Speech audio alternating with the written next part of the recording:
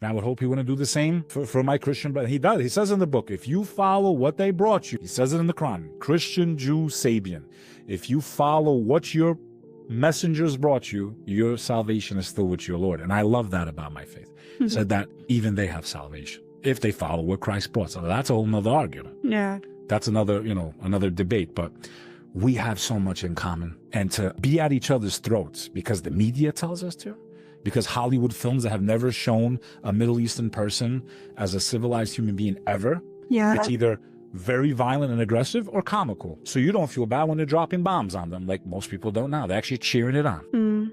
You humanize them. That's what's going on, Jada. Yeah. Thank you for sharing that though. Like even for myself. I mean, I've never had questions like that. Like I just don't. I sought out God. I was pretty kind of atheist just in the world. I don't blame the, honestly, I feel for them. I really do. Most atheists, They're just seeking you. honestly, they're really good people. Most of them. Except for the commies. Okay, they weren't good. They were bad atheists.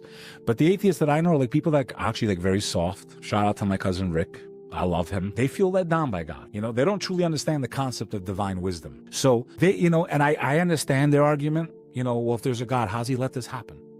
Why did he let African Americans be enslaved? Why did he let the Holocaust happen? Why is he going to send people to hell forever? Yeah, a lot of questions. Yeah. What kind of God does that? It sounds like, one of my favorite stories, and I don't know if we have time for it, but one of my favorite stories, for example, from our perspective, is in the chapter, The Cave in the Quran.